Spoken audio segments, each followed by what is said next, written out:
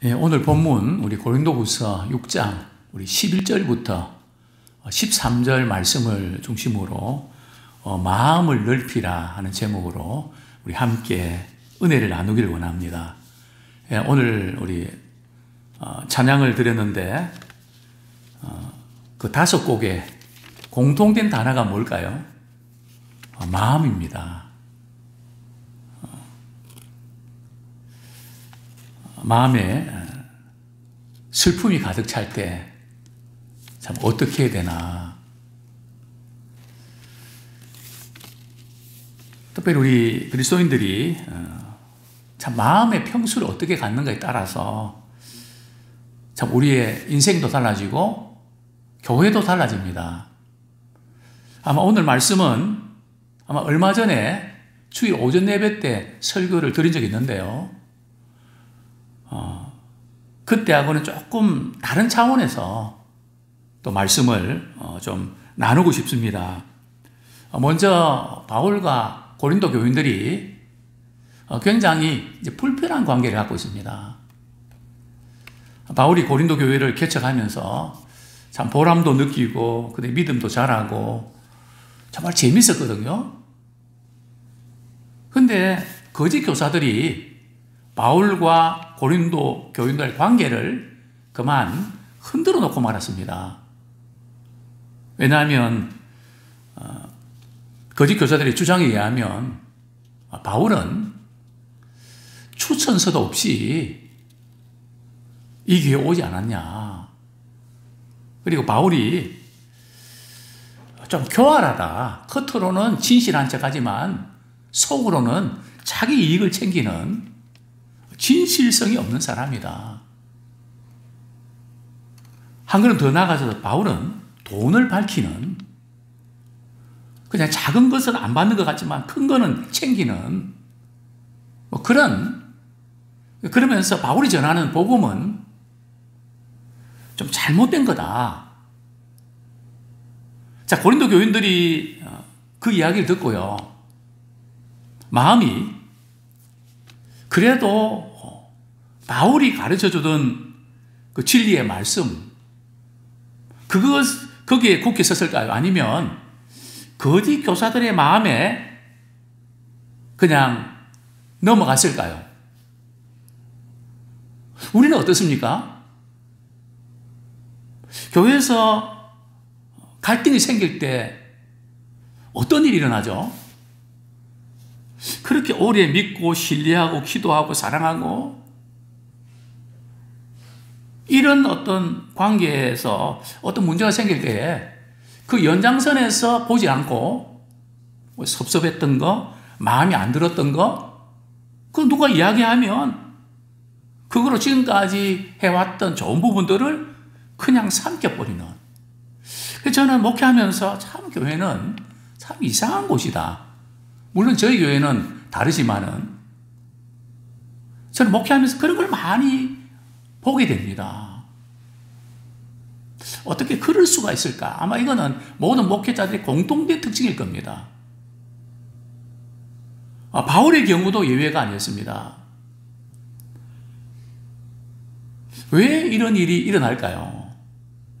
참 바울은 고린도 교인들로 인해서 사실 마음이 많이 상했습니다.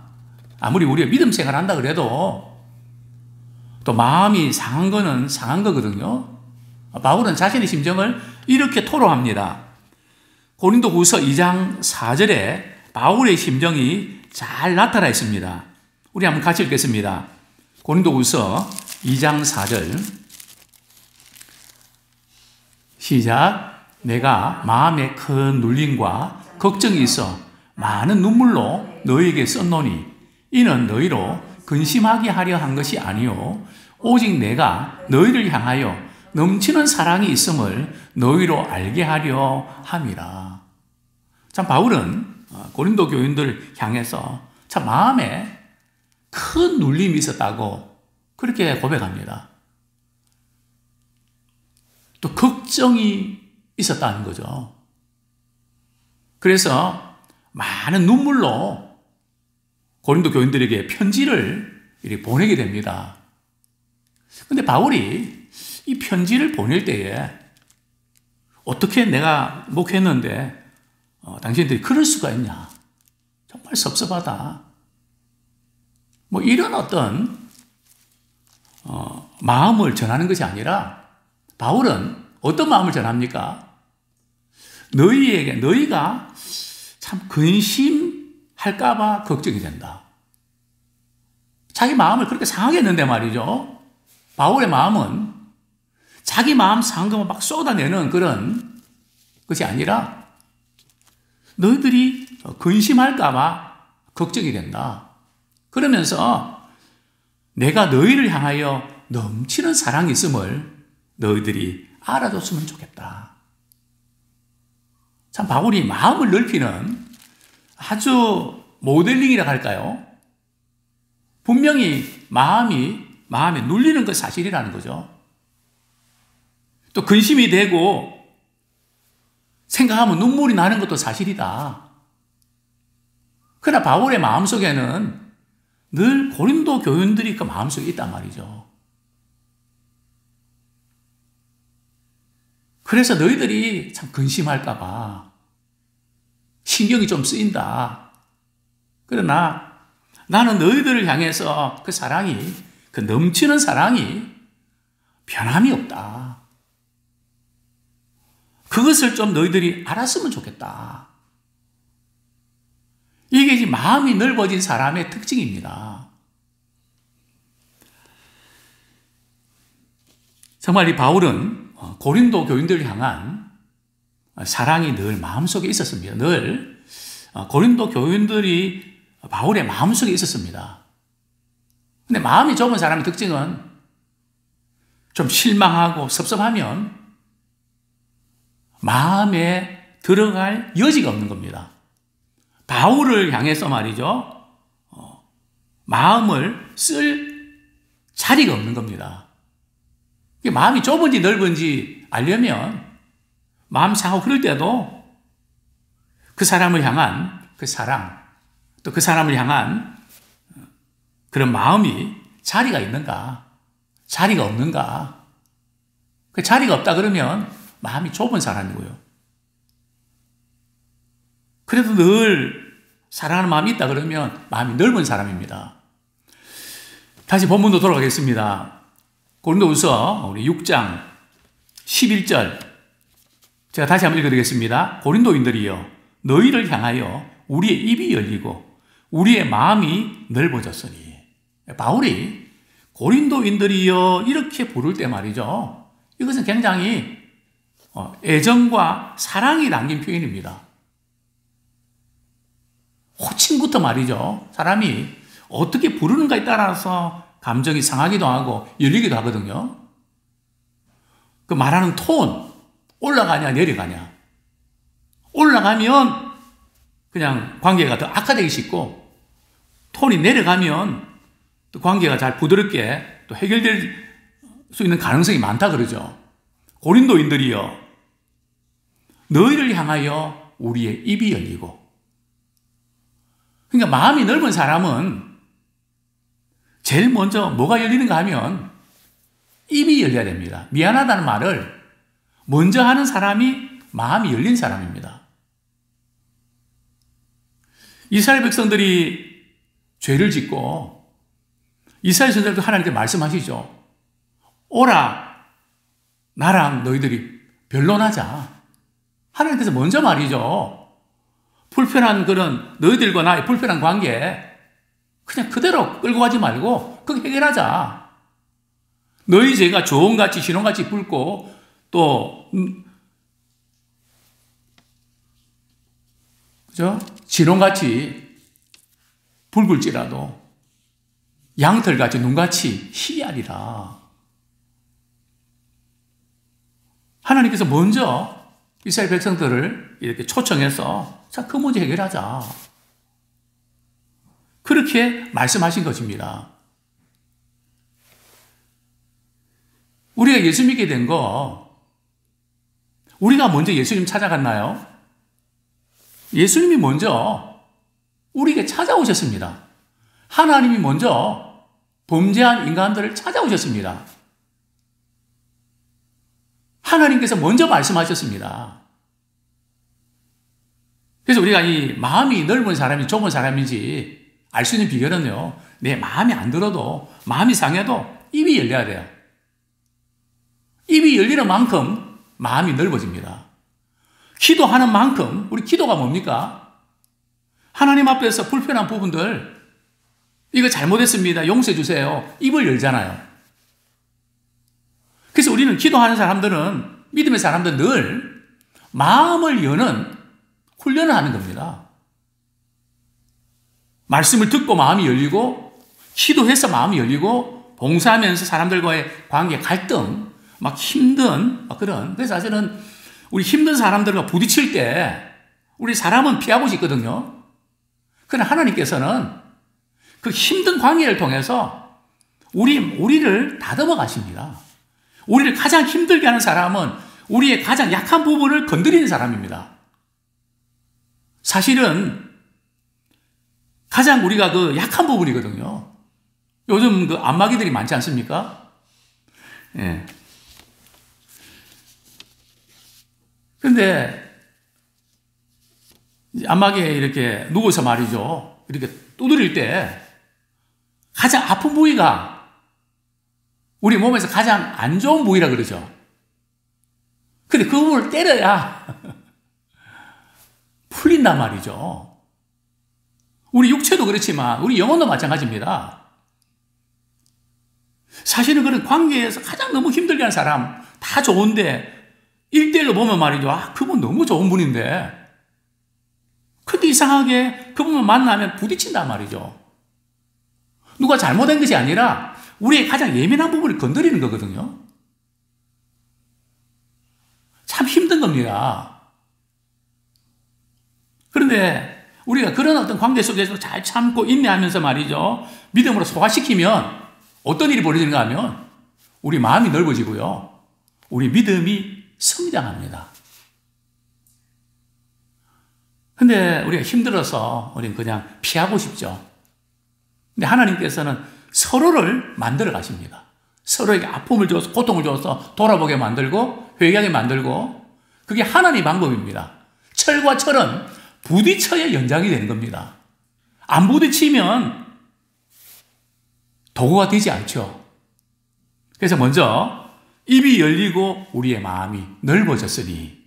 자, 두 번째로 그러면 누구 때문에 우리 마음이 좁아진 거냐? 원인이 뭐냐? 우리 한번 찾아봐야 되겠는데요. 우리 12절 말씀 우리 같이 한번 읽겠습니다. 시작. 너희가 우리 안에서 좁아진 것이 아니라 오직 너희 심정에서 좁아진 것이니라. 고린도 교인들과 바울의 이 불편한 관계, 그렇게 가까운 관계 연락도 하고 그런데 전화도 안 받고 관계가 그렇게 멀어진 이유가 뭘까요? 마음 상한 일이 있어서 그런 걸까요? 뭐 그럴 수도 있습니다. 그러나 바울은 이 문제를 어떻게 진단합니까? 나는 또 우리 일행은 고린도 교인들을 향해서 변함없이 사랑한다. 그런데 우리 때문에 그렇게 좁아진 것이 아니라 너희들이 우리에 대해서, 나에 대해서 오해해서 그런 거다. 사실이 아닌 것을 믿어서 그런 거다.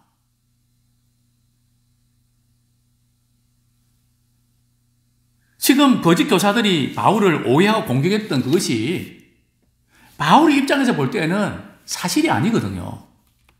근데 고린도 교인들이 그것을 사실로 믿어버렸단 말이죠. 저는 이것을 참 이런 오해를 갖고 있는 사람을 그 오해를 벗긴다는 게 대단히 어렵습니다. 정말 이전에 저희 교회에서 저에게도 잘해 주셨고 참 교회를 사랑하시는 권사님 한 분 계셨습니다. 근데 그분이 교회에 대해서 조금 시험이 들어서 교회를 결국은 그만두셨습니다. 아무리 그게 아니라고, 사실이 아니라고 이야기를 해도 그걸 받아들이려고 하지 않습니다. 그걸 받아들이려고 하지 않습니다. 그걸 받아들이려고 하지 않습니다. 그걸 받아들이려고 하지 않습니다. 그걸 받아들이려고 하지 않습니다. 그걸 받아들이려고 하지 않습니다. 그걸 받아들이려고 하지 않습니다. 그걸 받아들이려고 하지 않습니다. 근데 그래서 제가 하도 답답해서 권사님, 저를 모르시겠습니까? 뭐 저도 부족하고 실수도 많이 있지만 저 진심이나 저 마음을 모르시겠습니까? 어디 그분의 이야기 듣고 그걸 믿고 왜 제 말은 안 믿는 겁니까? 그 사람보다 몇 배, 10배, 20배, 30배 더 많은 신뢰를 쌓아왔는데 같이 울기도 하고 웃기도 하고 그랬는데 어떻게 제 말은 안 믿고 그분 말을 믿습니까? 양쪽 다 들어보고 판단해 보십시오. 들으려고도 안 한단 말이죠. 참 희한하다. 왜냐하면 사실이 아닌 것을 믿어버린단 말이죠. 성경에 보니까 우리 이단에 빠지는 똑똑한 사람들, 저 사람이 어떻게 이단에 빠져가는데 거짓을 믿게 하는 신이 있거든요. 영이 있습니다. 그래서 그런 겁니다. 바울은 나는 여러분들 향한 사랑이 변함이 없다. 다만 너희들이 사실이 아는 것을 믿었고 그걸 듣고 진위 여부를 가리지도 않고 판단해버리고 너희 스스로 못 믿겠다고 마음을 닫아버려서 그렇다. 스스로 마음이 좁아진 거죠. 그러니까 우리는 누구 때문에 그렇다, 뭐 환경 때문에 그렇다, 뭐 상황 때문에 그럴 수밖에 없다. 물론 1차 원인을 제공받는 건 사실이지만은 최종적인 결정과 판단은 우리가 하는 거거든요. 아무리 그렇다 할지라도 변함없이 주님을 사랑하고 또 교회를 사랑하는 또 복음을 사랑하는 그런 우리가 되기 원합니다. 스스로 좁아졌다는 거죠. 자, 이 문제를 어떻게 우리가 풀어가야 될까요? 13절 말씀, 마음이 좁아진 사람을 어떻게 권면해야 될까요? 13절 말씀 같이 읽겠습니다. 시작. 내가 자네에게 말하듯 하노니 보답하는 것으로 너희도 마음을 넓히라. 네, 마음이 좁아진 사람을 어떻게 권면해야 될까요? 혹시 이렇게 하면 어떨까요? 어떻게 사람이 그렇게 마음이 좁아 터져갖고 뭘 할 수 있겠냐고 그렇게 푸념하는 것은 더 마음을 닫아버립니다. 바울은 그렇게 하지 않았습니다. 내가 자네에게 말하듯 하노니. 부모는 자녀에게 자존심이 있을까요, 없을까요? 우리 자녀 키우면서 자존심 세우면서 사셨습니까? 자존심 자네만큼 꺾으면서 사셨습니까? 부모는 자녀를 사랑하니까 참 자존심 내세우지 않습니다. 밥은 누구 때문에 먹는데? 자기 때문에 먹는데 먹어주는 것처럼 말이죠. 그래도 안 먹으면 먹지 마 그러고 뭐 끝날 텐데 그거 어떻게든 먹여보려고 말이죠. 별의별 아양을 다 떨고. 왜요? 사랑하니까. 우리 애는 잘 자라나야 되니까. 우리 손주도 마찬가지 아닙니까? 자녀에게 말하듯 말하노니 보답하는 양으로. 우리가 먼저 마음을 넓혔으니까 자녀들이 부모의 은혜에 보답하는 양으로 너희도 마음을 넓히라. 즉 바울은 사랑에 초점을 맞춥니다.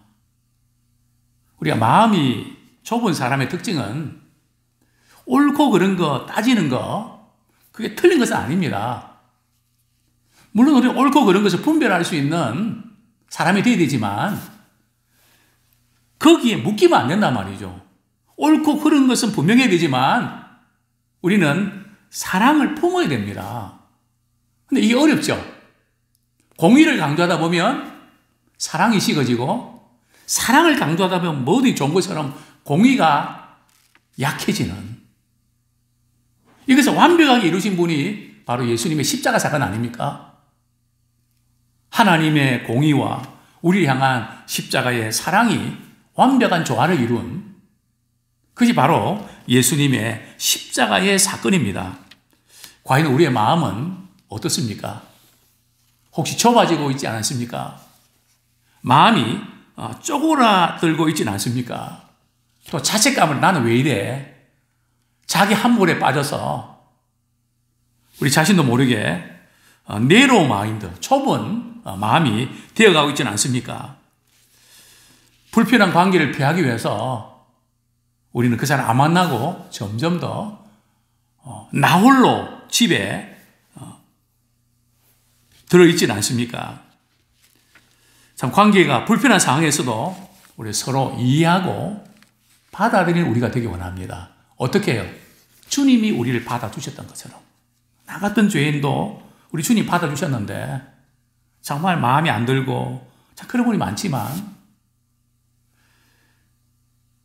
그것을 받아들이고 이해하고 품어주는 그런 우리가 되기를 원합니다. 내 마음만 내세울 것이 아니라 아마 제가 편람에 오늘 편람이 아니라 목회자 컬럼에 오늘 아침에 차를 대야 되는데 어떤 분이 차를 말이죠 이렇게 대놓고 전화번호도 없고 그래서 전화번호를 남기셔야지 뭐 그랬는데 자세한 거는 컬럼에 쓰여져 있습니다. 그렇게 하니까 그분이 하는 말이 그냥 제가 죄송합니다 하면 되잖아요. 그런데 전화번호를 왜 안 쓰셨습니까? 그러니까 하는 말이 그건 내 마음이라고. 내 마음이라고. 그래서 목회자 컬럼 제목이 그건 내 마음이라고. 정말 이런 사람들이 많아진 것 같습니다. 상대 마음 헤아릴 줄 모르고 부모의 마음 헤아릴 줄 모르고 오로지 내 마음. 뭐 내 마음이 그런데 뭔 상관이냐는 거죠. 그렇습니다. 근데 마음을 우리가 넓히는 것은 우리 스스로 할 수 없습니다. 마음 지키는 것이 불가능하니까요. 마음은 어떻게 넓어지는가 하면 하나님의 은혜를 받아야 됩니다. 하나님의 사랑을 받아야 됩니다. 하나님의 용서를 입어야 됩니다. 그래서 그 사랑 안에서 기쁨이 넘치고 그래서 넓은 마음이 될 때에 다른 사람 품을 수 있고 마음이 넓어지는 것입니다. 어떤 일 때문에 스타일 때문에 문제가 있는 것이 아니라 사실은 내 마음이 좁아서 그렇습니다. 마음이 이렇게 넓으면 품을 수 있는데 그래서 하나님께서 솔로몬에게 너는 내게 뭘 원하냐? 그러니까 솔로몬이 이전 성경에는 지혜를 달라고 그랬거든요. 근데 사실은 그 지혜는 어떤 거리에 담기는가 하면 넓은 마음에 담깁니다. 그래서 하나님께서 솔로몬에게 어떤 마음 주셨다고요? 넓은 마음을 주셨습니다. 그래서 우리의 마음의 용량이 정말 다른 사람을 품을 수 있는 용량이고 사랑의 용량입니다. 우리 하나님은 크신 분이기 때문에 우리 마음이 넓어야 그 크신 은혜를 우리가 담을 수 있습니다. 또 그 크신 은혜로 다른 사람에게 그 은혜를 끼쳐야 우리 마음이 넓어지고 또 우리 하나님께 영광 돌려드릴 수 있는 것입니다. 사람들이 우리를 실망시킨다 하더라도 우리의 마음과 생각이 항상 열려있기를 소원합니다. 하나님과의 관계가 좋아지고 말씀에 대한 이해가 깊어지면 불편한 사람들을 상대하는 능력이 강해집니다. 아무쪼록 항공기 조종사가 관제탑에 있는 관제사와 통신을 유지하듯이 늘 우리가 하나님과 바른 관계를 유지해서 정말 이렇게 어렵고 힘든 우리 주변에 있는 많은 사람들, 마음의 감옥에 갇힌 사람들을 주의 사랑으로 진리의 말씀으로 자유케 하는 그런 우리가 되기 원합니다. 사랑과 감사를 품은 사람은 모든 억압에서 자유함을 누리는 사람입니다. 아무쪼록 우리가 만나는 사람들, 가장 가까운 우리 가족들, 우리 손주들, 우리가 그들 대할 때에 참 어떤 마음으로 우리가 대하는가. 참 그리스도의 마음으로, 넓은 마음으로 우리가 대하고, 그래서 우리는 좁아진 원의를 자꾸 남에게 찾지 말고 그것을 대하는 우리 마음이 좁은 것을 깨닫고 그리스도의 마음을 주십시오. 우리 기도하는 우리 모두가 되기를 축원합니다.